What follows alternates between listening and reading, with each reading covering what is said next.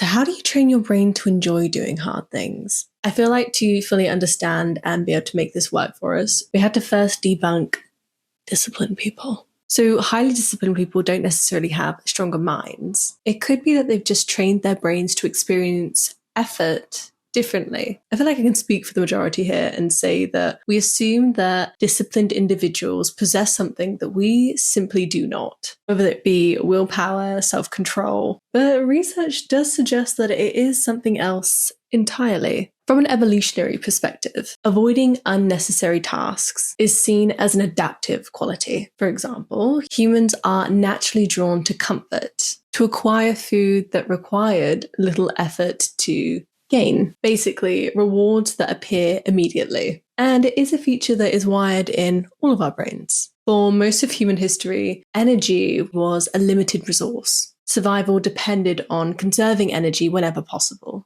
Which does raise an interesting question. If our brains have evolved to conserve energy, how did some individuals learn to enjoy doing hard things? When does the effort actually become rewarding? And I feel like we can direct this to a misunderstanding on dopamine. I think many of us believe that dopamine is a pleasure chemical, but neuroscience, specifically modern neuroscience, suggests that that explanation is a little bit incomplete. Research increasingly shows that dopamine plays a major role in motivation, learning, anticipation, and goal pursuit. In other words, dopamine is not simply about reward, it often involves pursuing reward. So that means that our brains are not solely interested in outcomes. Your brain is constantly learning what behaviors are worth repeating. Research by neuroscientists such as Kent Burridge suggests that the neural systems involved in wanting can be partly distinct from those involved in liking. So this actually changes how we think about discipline. The goal isn't to force yourself to do things you don't like forever, but to gradually teach yourself that effort predicts something valuable. So the next step would probably be how to make effort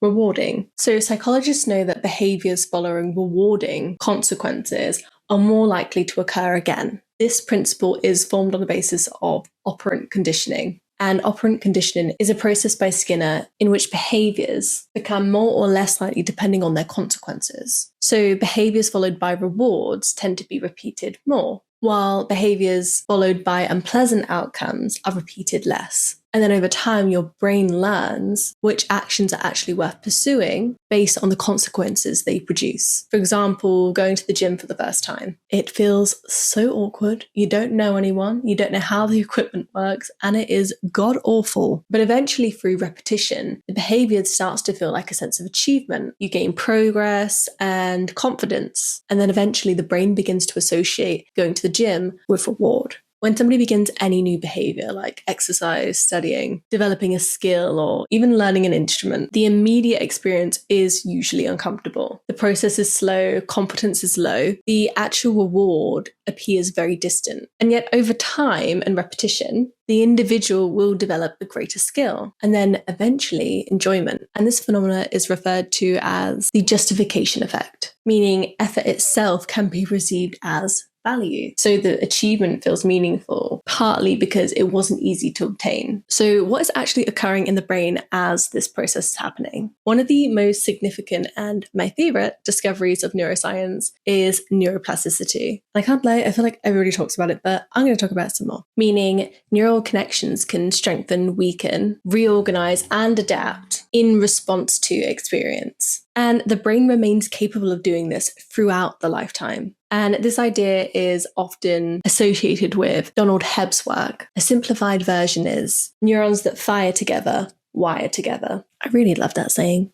The more frequently those neural pathways are activated, the stronger they become. And one of my favorite analogies to use for this is mayonnaise. So let's imagine you hate mayonnaise. For whatever reason, it is disgusting to you. And then one day you have a sandwich and it just tastes so good and you can't figure out why. So you look at the ingredients and you realize, oh my God, there's mayonnaise in this. And all of a sudden, that neural pathway in your brain that once rooted and said, I don't like mayonnaise, suddenly got a little bit weaker, and a new neural pathway has been created, the one that says, I like mayonnaise. And eventually the neural pathway that said, I don't like mayonnaise will start to dwindle away. And the one that you reinforce that I like mayonnaise, the stronger that neural pathway will develop over time. And yeah, okay, my mayonnaise example might not be the best one, but it is definitely a fun one. And though my mayonnaise analogy is a very small example of how neuroplasticity can work, it is a very interesting and fascinating concept, which I will probably do a deep dive video on because I love it so much. And back onto the topic. Initially, difficult activities activate uncomfortability,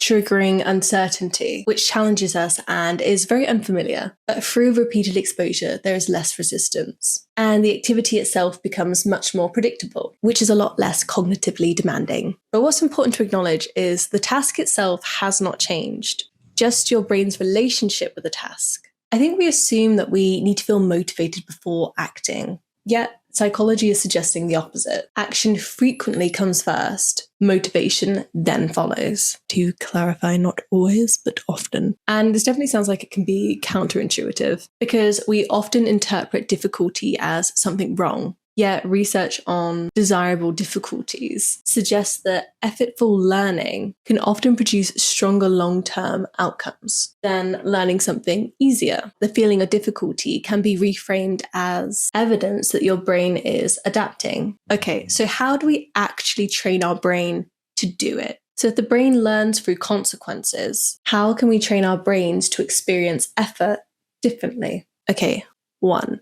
Make effort equal reward. Research on reinforcement suggests that behaviors become more likely to occur when they are constantly followed up by rewarding outcomes. And the reward doesn't have to necessarily be large, but it does have to be meaningful. So that means instead of rewarding the outcome, reward showing up. So that would look like not celebrating the grade itself, but celebrating doing the research and that you learned something in the process. The brain learns from repetition. 2, reduce the learning outcome. Reduce the starting cost. Any words of wisdom? Research on habit formation consistently shows that behavior is more likely to occur when friction is low. The brain resists starting a task more than the task itself. I personally feel like that is something we can all relate to. But instead of reading an entire chapter, why not just read one page? Or if that's too much, read one paragraph. Even a sentence is something, and rewarding yourself for actually starting the progress. The goal is making the behavior easy enough to repeat. And 3, competence before enjoyment. It feels like we expect enjoyment first, but psychology often suggests that competence comes first. As skills develop, confidence tends to increase. As confidence increases, activities become more intrinsically rewarding. It feels overwhelming because it's new and we're bad at it. But as we all know, the only way to improve is to continue to practice. And the same applies to almost everything. So why do hard things feel so meaningful? And interestingly, some of life's most meaningful experiences are often the most demanding. Things such as building a career, getting a degree, raising children. Research with positive psychology found that well-being is not simply produced through pleasure. Long-term fulfillment often comes from growth and purpose. And this idea appears within self-determination theory. According to the theory, psychological well-being is experienced when autonomy, competence, and meaningful connection are all met. And many difficult activities all inhabit these. The things that challenge us often become the most meaningful because they allow us to be a more capable version of ourselves. I feel like we can't have a video discussing how effort can become more enjoyable without talking about flow. Studying moments where people become completely immersed and absorbed in an activity. The state flow. And flow can occur when a task is difficult enough to require full attention, but not so difficult enough where it becomes overwhelming.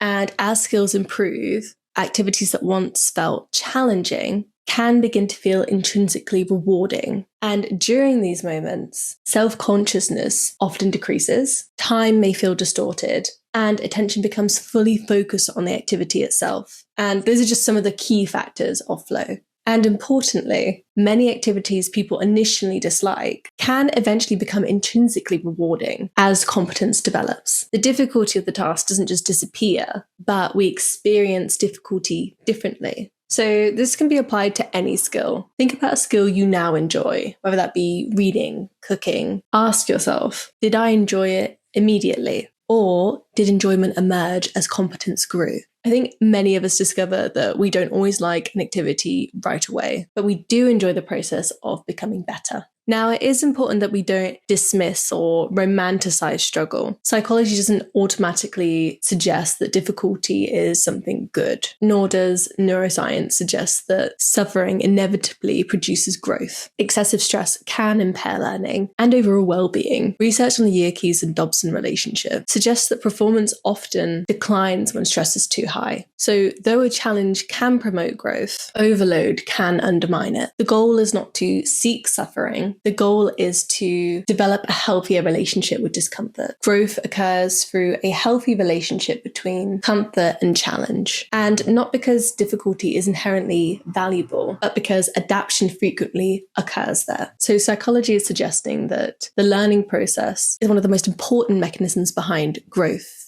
mastery, and long-term fulfillment. And over time, the brain updates its predictions. We definitely know our brains are not designed to like difficulty immediately, but we can learn through repetition, through adaptation, competence, and through meaning. Discipline is not about forcing yourself. Rather, it is about persisting long enough for your mind to understand why it matters.